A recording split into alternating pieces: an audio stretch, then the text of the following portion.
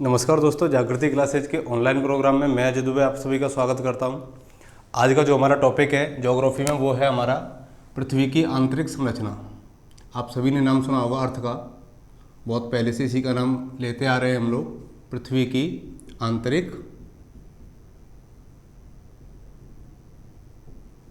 संरचना अर्थात internal structure of earth.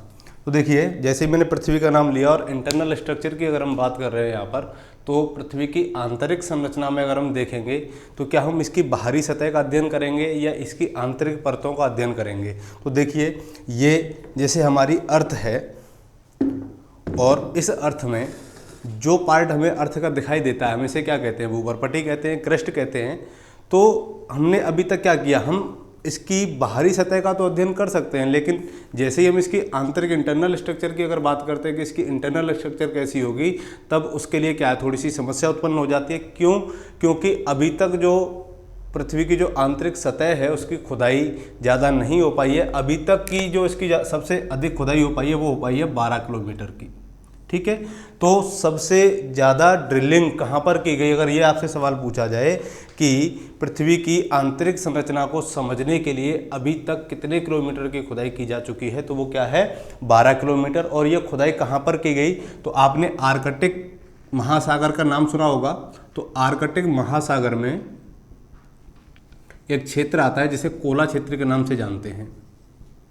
तो कोला क्षेत्र में ड्रिलिंग करके इसकी 12 किलोमीटर तक की खुदाई की गई। देखिए, जितनी भी ड्रिलिंग अगर पृथ्वी के अंदर की जाएगी वो कहाँ पर की जाती है, जैसे अगर आप ये कहो कि अगर पर्वतों से खुदाई की जाए या महासागरों से खुदाई की जाए, तो जो खुदाई की जाएगी वो उसकी कहाँ से की जाती है, महासागरों से की जाती है। और महासागरों से इसलिए की जाती है क्योंकि जैसे ही अगर हम महाद्वीप से खुदाई करते हैं, किसी स्थान से खुदाई करते हैं, तो जितने समय में हम उस स्थान को पार करेंगे इतने समय में हम क्या करते हैं, महासागर का जो सतह है, उसका जो नितल है, वहाँ तक आराम से पहुँच जाते हैं और उसके बाद में उसकी खुदाई शुरू हो जाती है। तो 12 किलोमीटर तक। लेकिन जब हमने पढ़ा कि भाई साहब पृथ्वी की जो व्यास है तो वो क्या है, उसकी त्रिज्या का डबल है, तो पृथ्वी की त्रिज्या कितनी थी, 6378 किलोमीटर। तो पृथ्वी की त्रिज्या कितनी है, 6378 किलोमीटर, और खुदाई कितनी हुई है, 12 किलोमीटर। इसका मतलब क्या है कि प्रत्यक्ष स्रोतों से हम पृथ्वी की आंतरिक संरचना के बारे में अधिक जानकारी अभी तक नहीं जुटा पाए हैं। अब दूसरी बात ये आती है, क्योंकि देखिए मनुष्य है, चाहे वो वैज्ञानिक हों, कितने भी बड़े ज्योग्राफर्स हों, उनके लिए वायुमंडल का अध्ययन करना आसान हो जाता है। लेकिन अगर किसी पिंड के आंतरिक संरचना की हम बात करते हैं, हमारा पृथ्वी क्या है, एक पिंड ही है, तो पृथ्वी की आंतरिक संरचना का अध्ययन इतना दुर्लभ है। क्यों? क्योंकि इसके आंतरिक सतहों में जाना क्या है, बड़ा मुश्किल हो जाता है। क्योंकि आपने देख ही लिया कि इसकी अधिकतम खुदाई कितनी हुई, 12 किलोमीटर। दूसरी चीज़ है, अगर आपसे ये सवाल पूछा जाए कि बताइए विश्व की सबसे गहरी खान कौन सी है, तो विश्व की सबसे गहरी खान दक्षिण अफ्रीका में पाई जाती है, वो है रॉबिन्सन गर्त। विश्व की सबसे गहरी खान, इसका नाम है रॉबिन्सन गर्त। कहाँ पर पाई जाती है, दक्षिण अफ्रीका में। और इसकी भी खुदाई कितनी हो पाई है अभी तक, 4 किलोमीटर। इसका मतलब समझ रहे हैं आप कि जो पृथ्वी की त्रिज्या है 6378 किलोमीटर, उसके संदर्भ में ये दोनों गहराई क्या है, बहुत ही कम है। अब इसकी आंतरिक संरचना को समझने के लिए वैज्ञानिकों ने कुछ आधार दिए और उन आधारों के परिप्रेक्ष्य में कुछ बिंदु सामने आए, जिनको हम देखते हैं, दो भागों में डिवाइड करते हैं। तो देखिए, इंटरनल स्ट्रक्चर ऑफ अर्थ, तो ये हमारी अर्थ हो गई।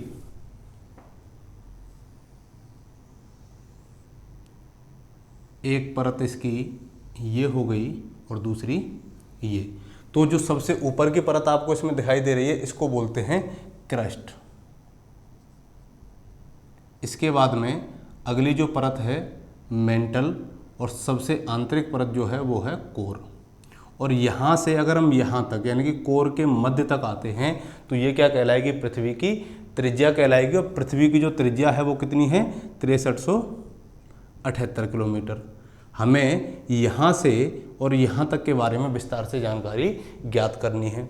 अब मैं अगर यहाँ से इसको इस तरीके से काट देता हूँ तो इसकी जो आकृति आएगी वो कैसे आएगी, इस तरीके से निकल के आएगी। अब इसको आप डिवाइड कर लीजिए, ये हो गया क्रस्ट, ये मेंटल और ये कोर, यानी कि यहाँ से और यहाँ तक की जो गहराई है वो कितनी है, 6378 किलोमीटर। तो क्रस्ट यानी कि भूपरपटी पर अगर हम देखें कि धरातल से नीचे की ओर हम कितने किलोमीटर आएंगे, 32 से 33 किलोमीटर की गहराई में अगर हम जाते हैं तो क्या मिलेगा हमको, क्रस्ट मिलेगा। और 33 किलोमीटर से 2900 किलोमीटर तक की गहराई तक हम जाएंगे तो हमें क्या मिलेगा, मेंटल मिलेगा। और 2900 से 6378 किलोमीटर तक कोर का विस्तार है। ये बात अभी तक आप यहाँ याद रखना।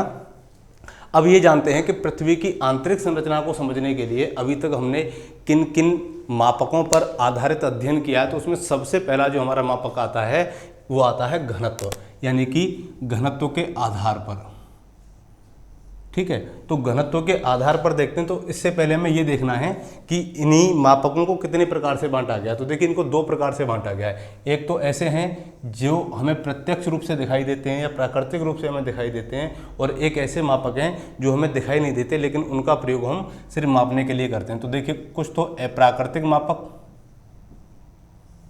या अप्राकृतिक प्रमाण और दूसरा प्राकृतिक प्रमाण। इनके आधार पर क्या किया, पृथ्वी की आंतरिक संरचना के बारे में जानकारी दी गई। तो अप्राकृतिक मापकों में सबसे पहला जो हमारा मापक है वो है घनत्व, यानी कि घनत्व के आधार पर क्या क्या बातें बताई गई, दाब के आधार पर क्या क्या बातें बताई गई, तापमान के आधार पर क्या क्या बातें बताई गई। तो ये तो क्या हो गया, हमारा अप्राकृतिक प्रमाण हो गए। और प्राकृतिक प्रमाणों में ज्वालामुखी, भूकंप और उल्का आधारित अध्ययन।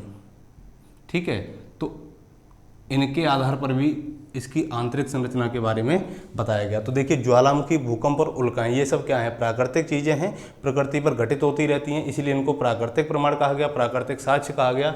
और ये क्या है, अप्राकृतिक साक्ष्य हैं, क्योंकि इनको एक मनुष्य के द्वारा क्या किया जाता है, दर्शाया जाता है, सूचित किया जाता है, इसीलिए इनको क्या कहा गया, प्राकृतिक अप्राकृतिक मापक कहा गया। अब हम इसमें एक एक करके देखते हैं कि घनत्व के आधार पर किस प्रकार से पृथ्वी की आंतरिक संरचना के बारे में बताया गया है। तो देखिए, पृथ्वी का जो औसत घनत्व है, तो पृथ्वी का औसत घनत्व वो है 5.5 ग्राम पर सेंटीमीटर क्यूब। लेकिन जैसे जैसे हम धरातल से नीचे की ओर जाते हैं, यानी कि क्रस्ट से मेंटल की ओर आए, मेंटल से कोर की ओर आए, तो इसके घनत्व में क्या होती जाती है, वृद्धि होती जाती है। ये क्यों हो रही है, तो इसको समझने से पहले एक चीज़ समझना कि धरातल से अगर हम कोर की ओर आ रहे हैं तो क्या पृथ्वी की आंतरिक संरचना में आयतन में वृद्धि हो रही है, या घनत्व में वृद्धि हो रही है, या दाब में वृद्धि हो रही है।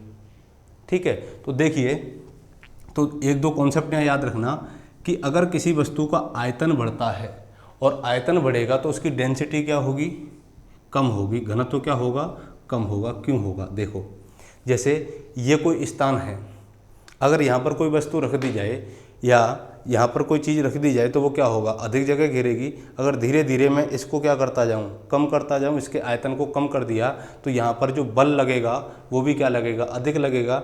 मैंने इसको और अधिक गति और ज़्यादा बल लगाया तब ये क्या होगा, और अधिक दबेगा। यानी कि आयतन अगर किसी वस्तु का बढ़ रहा है तो उस पर लगने वाला बल भी क्या होगा, कम होगा। तो देखिए, अगर किसी वस्तु का आयतन बढ़ा दिया जाए तो उसका घनत्व क्या हो जाएगा, कम हो जाएगा। इसीलिए घनत्व आयतन का क्या होता है, व्युत्क्रमानुपाती होता है, इन्वर्स रिलेशन होता है इन दोनों का। दूसरी चीज़ है कि अगर किसी वस्तु का घनत्व बढ़ रहा है, दाब बढ़ रहा है, प्रेशर बढ़ेगा, तो उसका घनत्व भी क्या होगा, बढ़ेगा। दाब का मतलब है कि अगर दाब की एक परिभाषा एक बार लिख लेना आप लोग कि प्रति इकाई क्षेत्रफल पर लगाए गए बल को हम क्या कहते हैं, दाब कहते हैं। जैसे यही मेरा हाथ है, अगर इसको मैं ऐसे खुला रखूँगा, इस पर कोई बल नहीं लगाऊंगा तो कोई प्रेशर नहीं इस पर लगेगा। जैसे ही मैंने इस पर बल लगाना शुरू किया तो इसका मतलब क्या हुआ, प्रेशर लगा, और प्रेशर लगने से धीरे धीरे ये क्या बन गई, यानी कि जैसे ही मैं इसको खोलूँगा ये गर्म हो जाएगा। देखिए, जैसे ही मैंने इसको खोला इसका मतलब इसका आयतन बढ़ा, आयतन बढ़ा यानी कि वॉल्यूम बढ़ गया, वॉल्यूम बढ़ गया तो इस पर क्या लगा, प्रेशर कम लगा। तो हम यहाँ कह सकते हैं कि अगर किसी वस्तु पर दाब बढ़ता है तो उसका घनत्व भी क्या हो जाएगा, बढ़ जाएगा। अब जैसे जैसे हम नीचे से, ऊपर से धरातल से नीचे की ओर, अंदर की ओर आते हैं तो क्या होगा, घनत्व बढ़ेगा। घनत्व क्यों बढ़ेगा, क्योंकि देखिए पृथ्वी का जो औसत घनत्व वो कितना है, 5.5 ग्राम पर सेंटीमीटर क्यूब।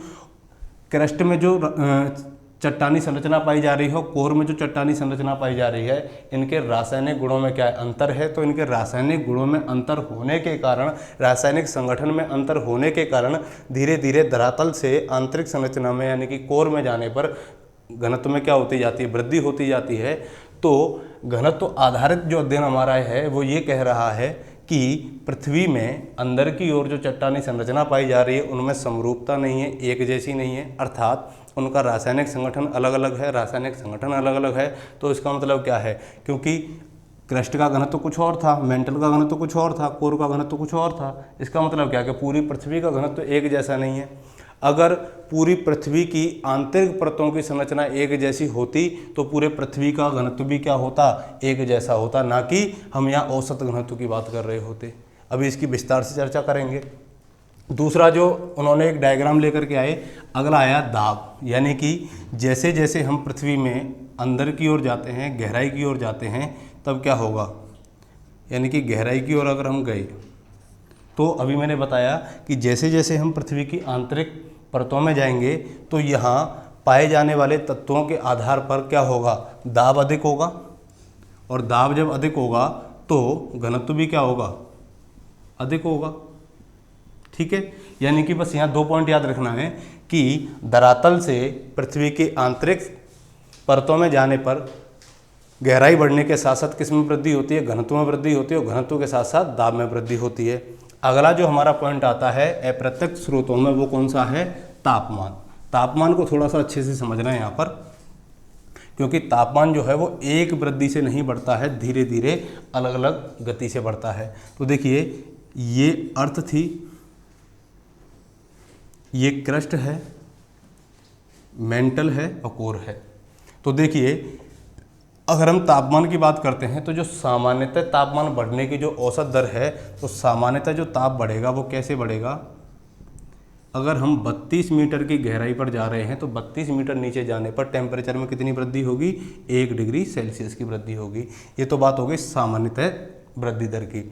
लेकिन जैसे जैसे हम धरातल से पृथ्वी के कहाँ 100 किलोमीटर वाले रीजन में आते हैं, यानी कि धरातल से अगर हम पृथ्वी के अंदर की ओर 100 किलोमीटर जाएंगे तब टेम्परेचर बढ़ने की जो दर होगी, तो जैसे मान लो मैं क्रस्ट से 1 किलोमीटर नीचे आया तो टेम्परेचर कितना बढ़ेगा, 12 डिग्री सेल्सियस, फिर 1 किलोमीटर आया तब 12 डिग्री सेल्सियस, यानी कि धरातल से 100 किलोमीटर तक जो टेम्परेचर बढ़ने की दर होगी प्रति किलोमीटर पर, वो कितनी होगी, 12 डिग्री सेल्सियस, 1 किलोमीटर पर 12 डिग्री सेल्सियस। लेकिन 100 किलोमीटर के बाद में क्या यही दर रहेगी, मान लो कि अगर यही रेशियो रहता टेम्परेचर बढ़ने का, इसी दर से अगर टेम्परेचर बढ़ता तो हम कोर तक अगर आते तो यहाँ का टेम्परेचर कितना हो जाता, लगभग 2 लाख डिग्री सेल्सियस तापमान यहाँ का हो जाता। लेकिन ऐसा नहीं है, क्योंकि कोर का जो औसत टेम्परेचर है वो कितना है, 6000 डिग्री सेल्सियस। तो क्या अगर यही वृद्धि दर एक जैसी होती तो तापमान कितना हो रहा था, 2 लाख डिग्री सेल्सियस, लेकिन है कितना, 6000 डिग्री सेल्सियस।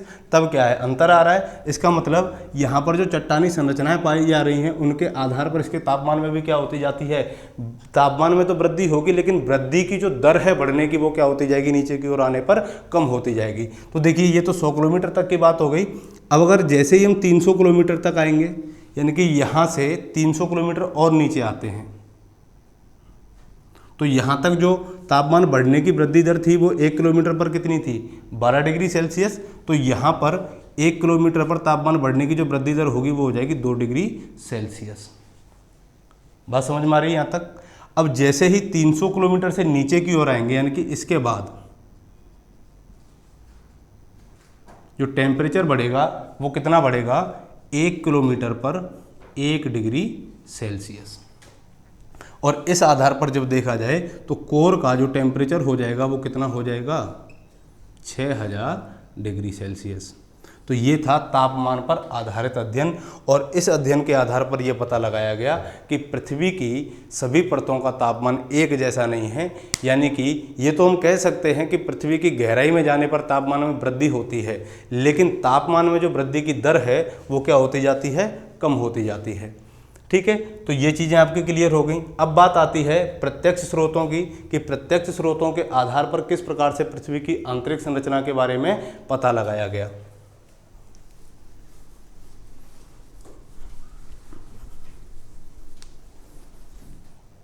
तो सबसे पहला जो हमारा इसमें पॉइंट आ रहा है वो है ज्वालामुखी। तो ज्वालामुखी का नाम सबने सुना होगा। जैसे ही ज्वालामुखी फटते हैं, किससे फटेंगे, यानी कि पृथ्वी के अंदर कोई ना कोई ऐसा तरल पदार्थ पाया जाएगा, कोई जिसे हम मैग्मा कहते हैं। जब वो धरातल पर आता है तब क्या होती है, ज्वालामुखी की उत्पत्ति होती है। तो देखिए पृथ्वी के अंदर, जब मैंने अभी प्लेट विवर्तन के सिद्धांत आपको पढ़ाया था, उसमें बताया था कि पृथ्वी की जो संरचना है वो किससे बनी हुई है, 3 परतों से बनी हुई है। कौन कौन सी, क्रस्ट, मेंटल और कोर। तो इसका जो मेंटल है, यहाँ पर क्या पाए जाते हैं, मैग्मा चेम्बर पाए जाते हैं।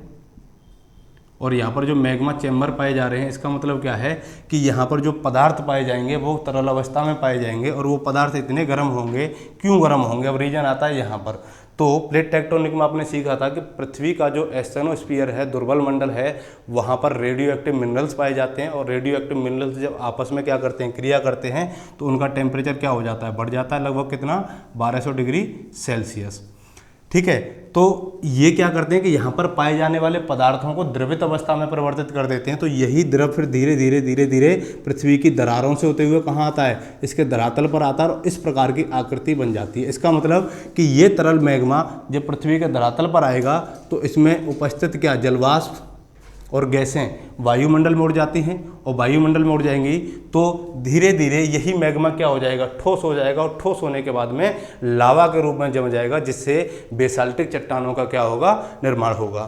तो देखिए ज्वालामुखी क्रिया भी ये बता रही है कि पृथ्वी की जो आंतरिक संरचना है वो ना तो ठोस है, ना ही द्रव है, और ना ही गैसीय। इसका मतलब जैसे ही हमने क्रस्ट का अध्ययन किया तो ये क्या है, चट्टानी स्वरूप लिए हुए है, लेकिन जैसे ही हम मेंटल की ओर गए, मैग्मा चैम्बर यहाँ पाए जा रहे हैं किसमें, तरल अवस्था में। तो इससे क्या परिवर्तित हो रहा है कि पृथ्वी की जो आंतरिक संरचना है वहाँ पर तरल अवस्था भी है, गैसीय अवस्था भी और ठोस अवस्था भी है। तो ज्वालामुखी के आधार पर यह पता लगाया गया कि पृथ्वी की कोई ना कोई एक ऐसी परत जरूर है जहां पर तरल पदार्थ पाए जाते हैं।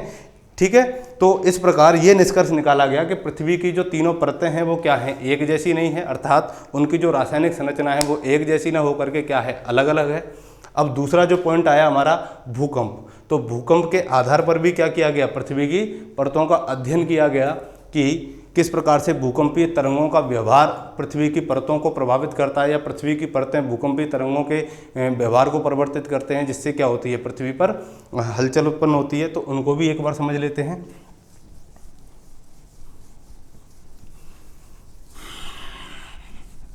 इसके बाद में फिर देखेंगे हम उल्काएं, कि उल्का क्या है और उल्काओं से कैसे पृथ्वी की सतह के बारे में पता लगाया जा रहा है। तो देखिए भूकंपीय तरंगों के आधार पर, तो भूकंपीय तरंगें कितने प्रकार की होती हैं, 3 प्रकार की होती हैं।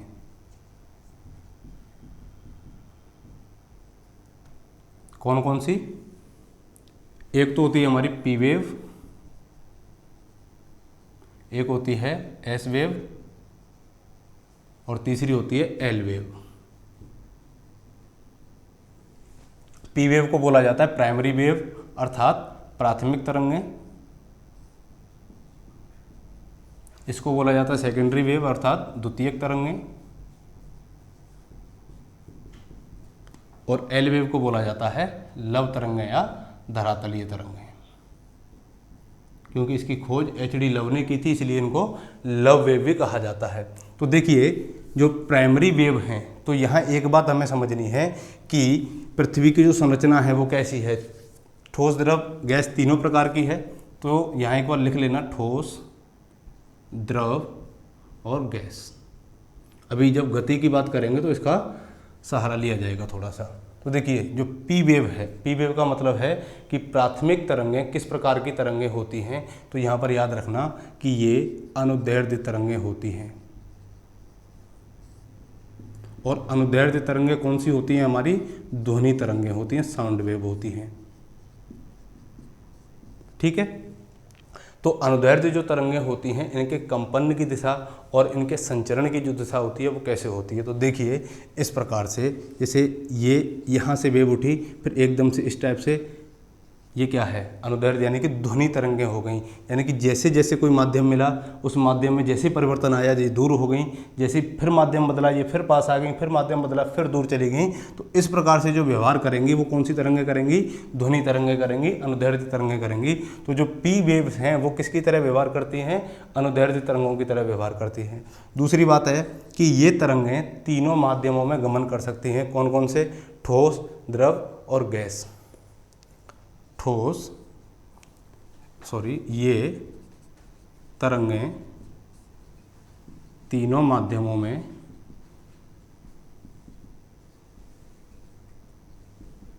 गमन करती हैं। ठीक है।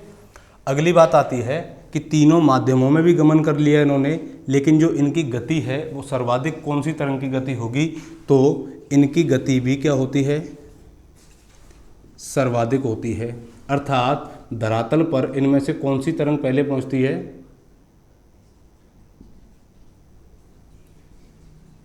ठीक है। तो इनकी जो गति होगी वो कितनी होगी, 8 किलोमीटर से लेकर के 13 किलोमीटर पर सेकंड। तो ये तो हो गई इनकी बातें। अभी इनको एक एक करके समझेंगे। द्वितीयक तरंगें किसे कहते हैं, तो एस वेव को, यानी कि क्या कहा जाता है, द्वितीयक तरंगें कहा जाता है। इनको अनुप्रस्थ तरंगें भी कहा जाता है। यानी कि ये किसकी तरह व्यवहार करती हैं, अनुप्रस्थ तरंगों की तरह व्यवहार करती हैं। और अनुप्रस्थ तरंगें कौन सी तरंगें कहलाती हैं, आपकी प्रकाश तरंगें कहलाती हैं। तो देखो ये तीनों माध्यमों में गमन कर रही है, तो ये केवल ठोस माध्यम में गमन करती है।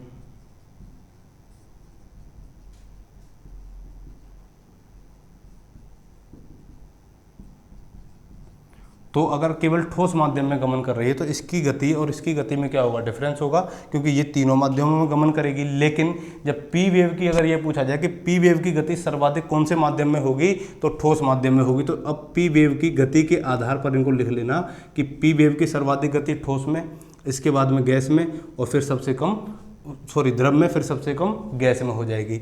अगर इसकी गति ठोस में सबसे ज़्यादा है तो ये केवल किस में गमन कर रही है, ठोस में गमन कर रही है। तो इसके बारे में हम बात करेंगे नहीं, क्योंकि ठोस में ही इसकी गति की गणना हो जाएगी। दूसरी चीज़ है कि ये पी तरंगों के बाद में कहाँ पहुँचेगी, धरातल पर पहुँचेगी। तो सबसे पहले धरातल पर पहुँचने वाली तरंग भी कौन सी होगी, ये होगी। क्यों, क्योंकि इसकी गति क्या है, सर्वाधिक है, कितनी, 8 किलोमीटर से 13 किलोमीटर। तो जो इसकी गति होगी वो कितनी होगी, इसकी गति हो जाएगी 6 से 8 किलोमीटर पर सेकेंड। ठीक है। अब आती है धरातलीय तरंगें, एल वेव। इनको एल वेव क्यों कहा जाता है, धरातलीय तरंगें क्यों कहा जाता है, क्योंकि ये केवल धरातल पर गमन करती हैं।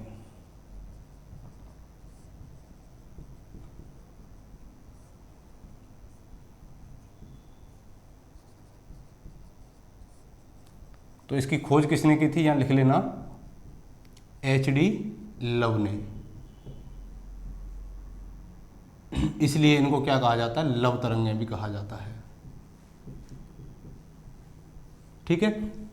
अब यहाँ के बाद ध्यान रखना कि अब ये पूछा जाए कि इन तीनों तरंगों में सबसे अधिक डेंसिटी कौन सी तरंग की होगी, या सबसे अधिक तीव्रता कौन सी तरंग की होगी, तो सबसे ज़्यादा जो तीव्रता होगी वो किस तरंग की होगी, लव तरंगों की, धरातलीय तरंगों की। क्यों होगी, देखिए प्यार भी क्या होता है, सबसे ज़्यादा खतरनाक होता है कि नहीं, क्योंकि नाम ही क्या है इसका, लव है। तो लव क्या होता है, सबसे ज़्यादा खतरनाक होता है। तो सबसे ज़्यादा विध्वंस भी किस में होता है, लव में होता है। देखा होगा मूवियों में आपने। तो यहाँ लिख सकते हैं कि ये सर्वाधिक विनाशकारी होती हैं। अब देखो ये तीनों माध्यमों में गमन कर रही है, ये केवल ठोस माध्यम में गमन कर रही है, ये केवल धरातल पर गमन कर रही है। तो भूकंपीय तरंगों के व्यवहार के आधार पर यह ज्ञात किया गया कि पृथ्वी की जो आंतरिक संरचना है वो एक जैसी नहीं है।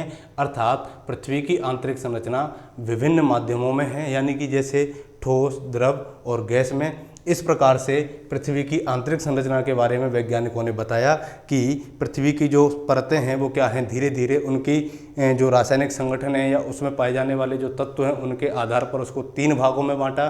कौन कौन से? क्रस्ट, मेंटल और कोर। और इस आधार पर अगले वीडियो में हम इसको जानेंगे कि पृथ्वी की जो आंतरिक संरचना है, क्रस्ट की क्या क्या विशेषताएं हैं, मेंटल की क्या क्या विशेषताएं हैं, कोर की क्या क्या विशेषताएं, उसके बारे में बात करेंगे।